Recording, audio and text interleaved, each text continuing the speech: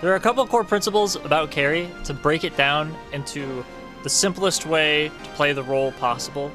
I actually do think carry is one of the easier roles in the game, but it is also like the most volatile.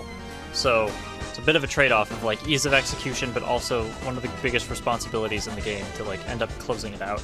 A couple of the core principles are going to be item timings, farming patterns, map movement, fighting, objectives, and decision making. It's a little bit complicated, but we can flowchart it out. It's not going to be a problem. Just stick with me. Okay, what was I saying? Oh yeah, the best analogy for item timings I can give is like in StarCraft, if you get a big army, you'll start to research upgrades like armor and weapons. And one of the best times to attack is right as the weapon and armor upgrade finish, so you want to move your army outside of the enemy's base so that you can time your attack with these upgrades finishing when your army is at its biggest point and the shortest duration between these upgrades. That's kind of what the idea is. It's a timing attack or a power spike. That's kind of how item timings work. At the minute you finish an item is the strongest that you're going to be relative to the rest of the game at that exact moment. AUY2000 in a video one time said, it's a lot easier to be good at Dota when you have 2 items on the enemy. In the same way that in StarCraft, it's a lot easier to be better than the enemy when your army is twice as big as theirs. Carries a lot about macro, a lot less about I manta dodged puck coil like one time, so I'm a carry player. Let's say you're playing AM, one of the most quintessential carries. His goal as a hero is almost entirely always going to be, I want to hit my Battle Fury timing into Manta, and then +1 item, and then I want to try to do stuff with my Manta +1 item timing. Or is Alchemist, you get a Radiance and then your Blink, and then at that point that you get Radiance plus Blink, you are probably going to be more farmed than the majority of the game. That's kind of Alchemist's idea as a hero, is he hits the late game faster than other people. Not so much that he scales better than other people.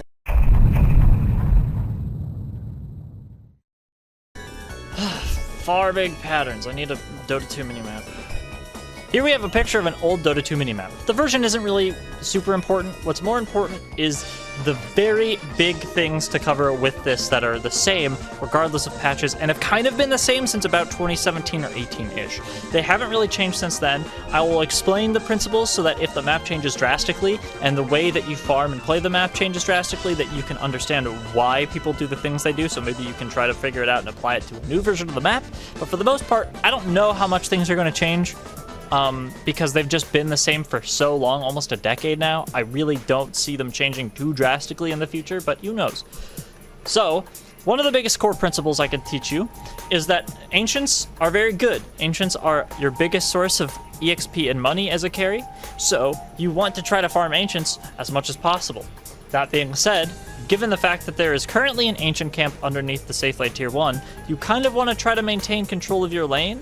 But it is important to know that there's still an Ancient camp in the triangles of each side of the map. If you take this tier 1 and you are a Radiant carry, you take the Dire tier 1, they cannot play in this part of the map anymore. Vice versa, if they take this tower, this is now the Dire's map, this whole string and this whole section.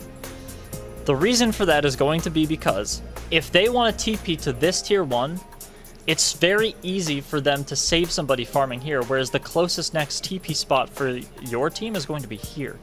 The same is true for you. If you're farming these Ancients, it's very easy for your team to come and save you, whereas if the enemy is farming the Ancients, they have a much harder time trying to save them than if you guys were able to just kill somebody very quickly. So the general shift of the map that is really important to pay attention to is that as a carry, you want to try to hold onto your lane as long as possible, but you don't want to hold on to it so long that you begin to ruin your own game and erode the pace of your item timings and the pace of your team's game. And what you want to do as soon as you can no longer hold on to your lane is you want to try to take the enemy safe lane tower. So about 15 minutes is the timing where this will happen because of the siege creep, or 10 sometimes if your offlaner's really doing well and he can take the enemy tier 1 at 10 minutes with the siege creep, the first one that spawns.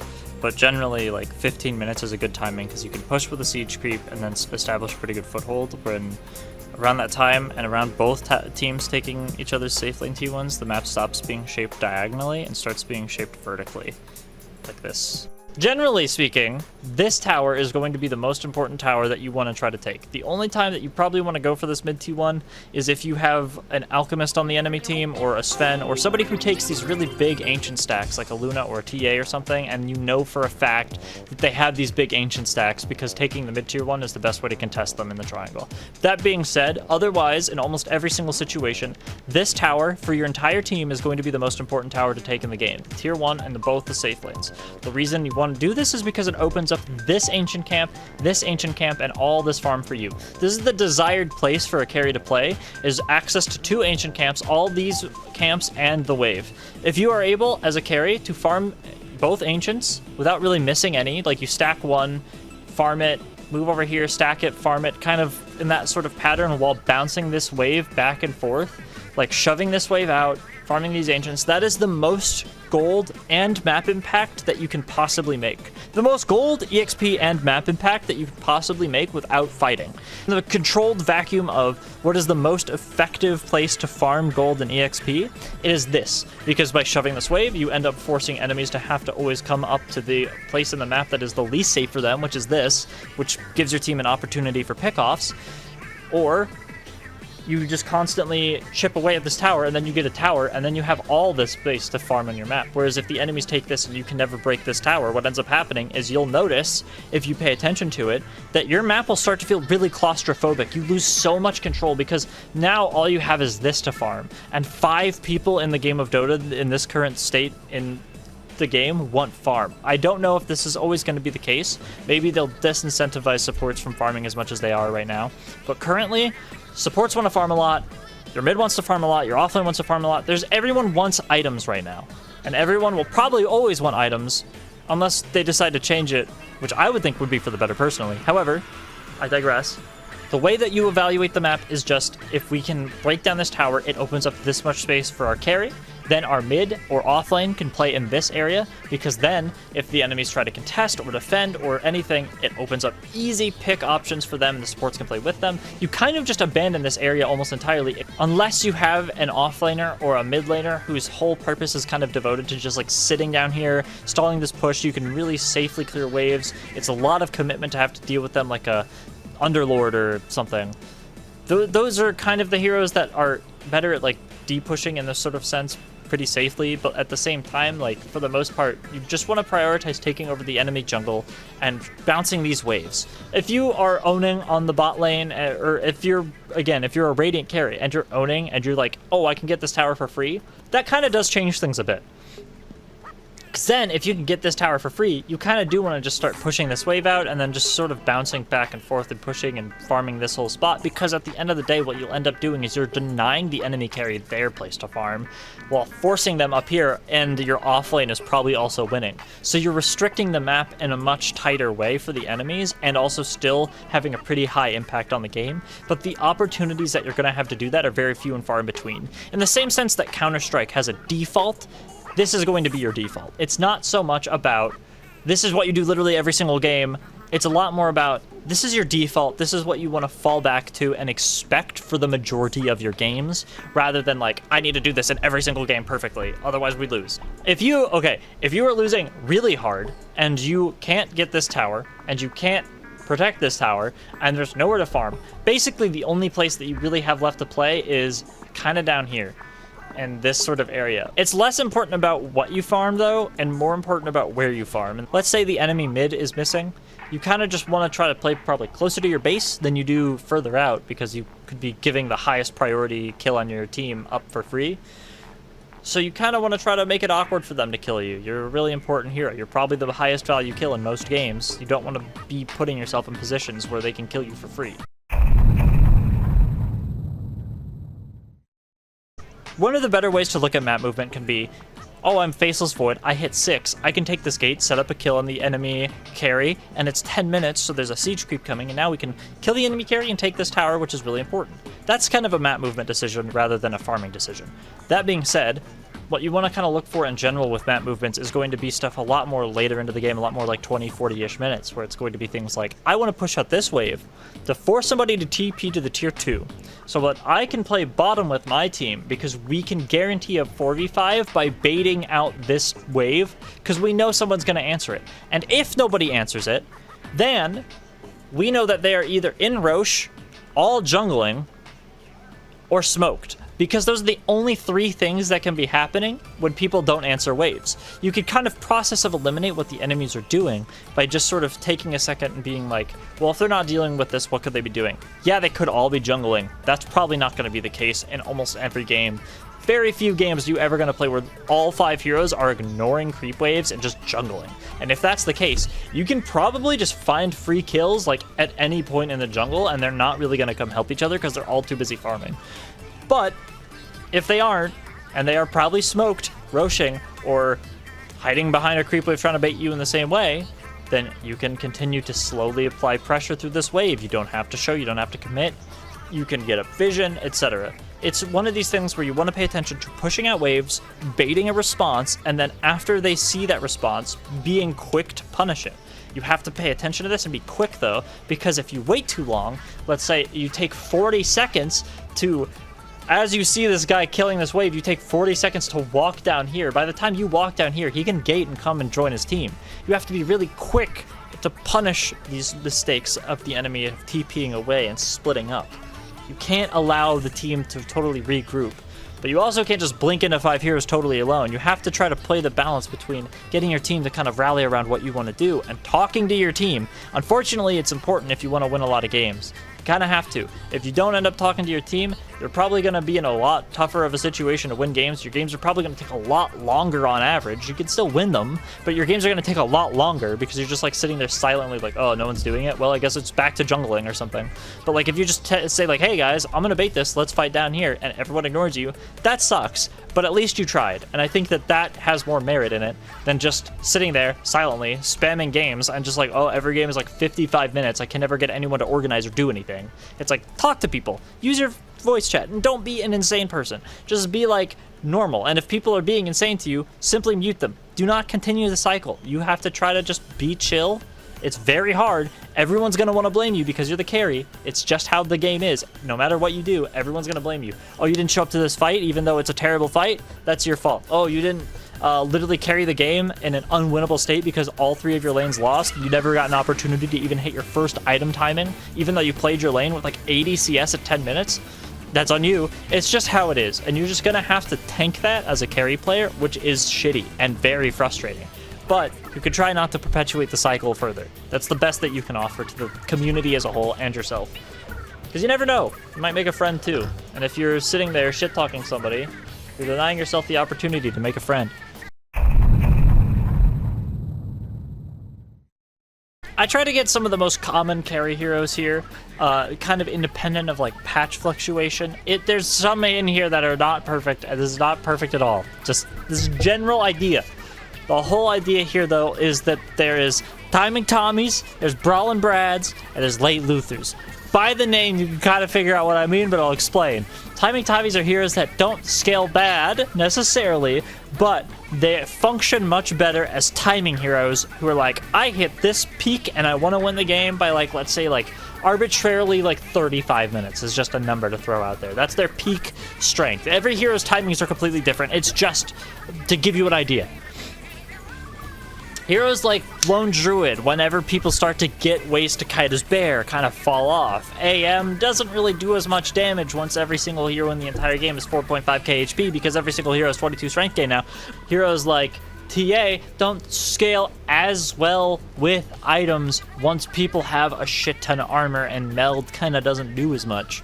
Whereas heroes like Drow just ignore all base armor, so a crit will hit you for like 1200 damage, kind of no matter what, scale extremely well, and are very happy with games going really late. That's kind of what this category is. Spectre is in this category because Everybody in this category really likes to fight. Brawling Brads is people who really like to brawl. They want to fight all the time. Spectre has their new ulti, so she used to be this ultra late game hyper carry, which she might still kind of be, but the focus of the hero has shifted a lot more to just like every 40 seconds, like, you know what I'm saying? Like, you know what I'm saying though?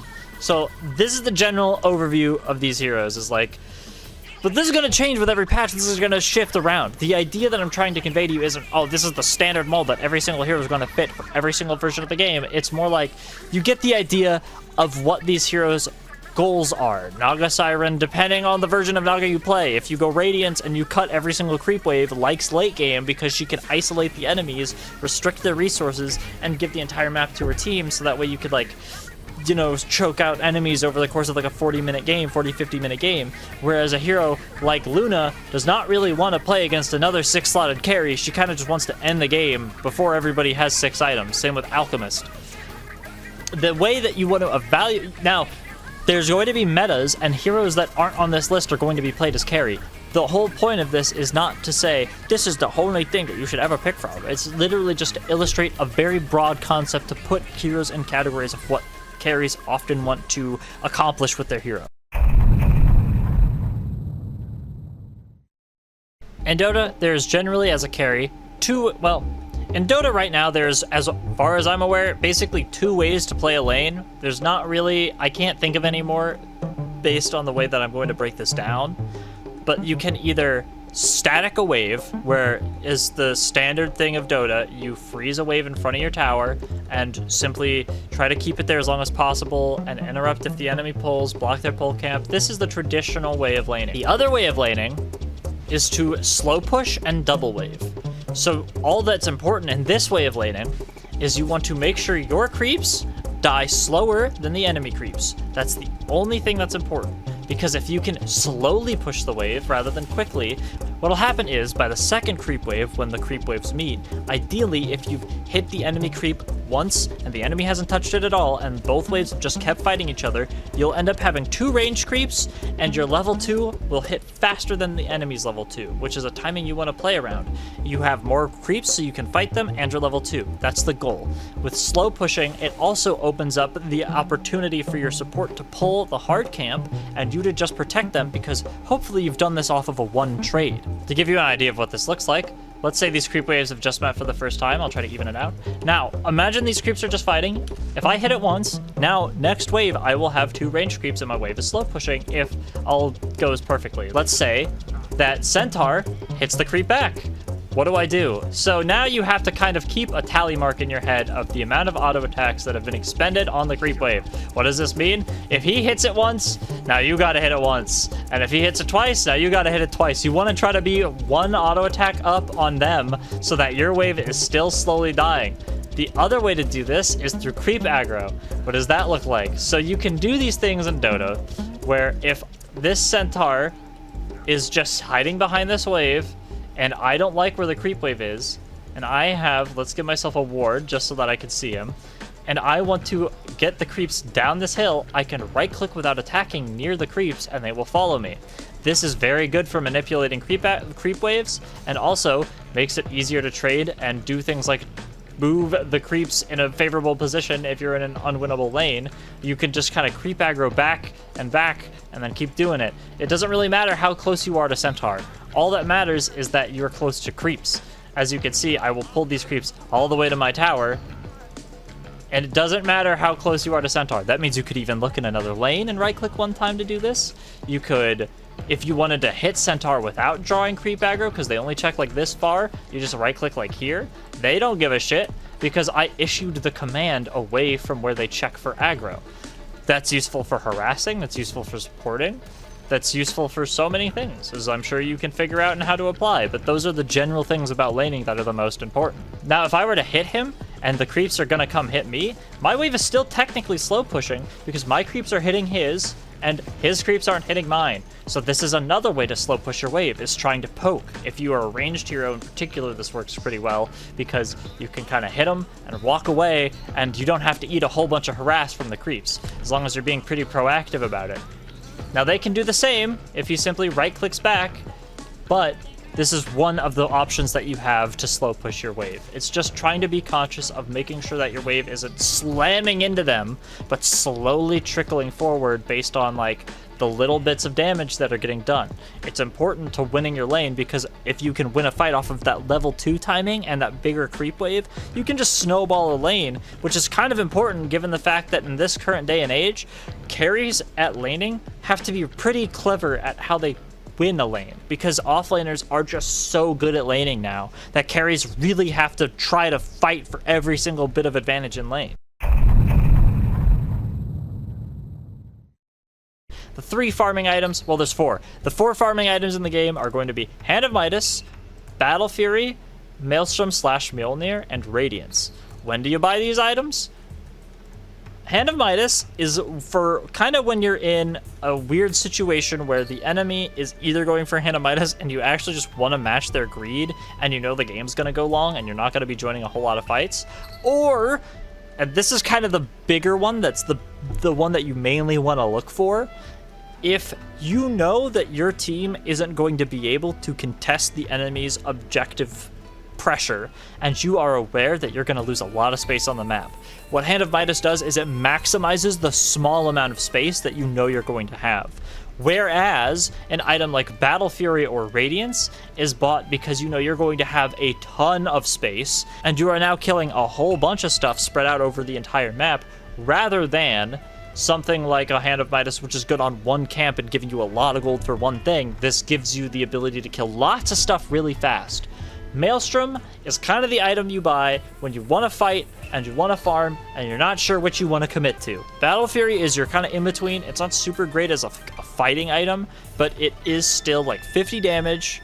It's not terrible. There's some heroes you can unconventionally buy it on. It's just that if you want to look for fights and trying to maximize farm in between, you still probably want to prioritize Maelstrom. Radiance is kind of more like Maelstrom than Battle Fury, because Radiance is a really good farming item that is also a really good fighting item, but it's just insanely greedy. You get these pieces in such big, expensive chunks that there's nothing to build up to, so buying all this at one time is just kind of risky. And you're also just kind of hoping that you don't die before you get it. Also, you kind of only want to buy this on like heroes that are either more sustain oriented or tanky, or have ways to sort of circumvent just committing their whole hero into the fight. Like for instance, it's alright on Naga because Naga's ELUs last for a really long time and you can spread them out and she doesn't have to commit her main hero, and these will chip away at the entirety of the enemy hero, and it combos pretty well with her E whenever you click it with Luge. But you don't want to buy it on, let's say, a AM, because he doesn't really want to commit into a fight until the fight looks pretty good, and you want to play him around kind of bursting heroes down. So Battle Fury kind of works for him better because he can blink in between camps, he needs some damage. It's just sort of the ideal item on him, whereas a Radiance, he's not tanky enough to really get a lot of damage out of the burn effect. He's not really gonna clear camps a whole lot faster because of the burn effect. It's more, he's got a decent amount of attack speed, so like the cleave kind of just coincides a little bit better. Whereas a hero like Lifestealer, who's really tanky and is basically entirely built around sustain, carries the Radiance really well. He can sort of set up shop in a lane. It's really hard to bully him out. You have to commit a lot of resources to kill him, and the entire time you're committing to kill him, Radiance is burning them down. The same thing with an Alchemist. You have to commit a lot to kill him. He's really tanky because of his high amount of HP regen, and also it's less risky to get on him because he could buy the big parts at like a reasonable time because of Grievel's Greed. The only other things left to talk about are how to go high ground and late game. Late game is kind of the same as mid game. You want to try to find picks by baiting responses from pushing waves, seeing who TPs, and then taking fights away from wherever people TP. The biggest thing about late game is you want to prioritize Roche, and the things you want to think about is how easily can we take Roche in this late game situation against the enemy heroes. If they have a Magnus, you probably have to try to find a way to kill Magnus or force him on the other side of the map before you can actually do Roche. Because if you just all clump up into this really confined area, and a Magnus blinks in and RPs you all, you're probably going to lose. But the reason Rosh is important is because this is the other thing of going high ground. These are the two kind of things about late game and closing out games. To go high ground, there's a little bit of a flow chart. Do we have an Aegis? If yes, can we slow siege with our carry slowly hitting this and baiting out some kind of weird fight with an Aegis? If no, can we get an Aegis? It's basically, Rosh is kind of really important. Just try to get an Aegis as your carry if you are a hero that doesn't carry Aegis horribly because you don't rely entirely on some massive cooldown to do everything. Terrorblade, for instance, not a good Aegis carrier because as soon as you pop meta, you're most effective. So if you run out of meta and you have an Aegis, like, you're not useless, but you're also not a great Aegis carrier because you don't want to be... whatever. You get what I mean.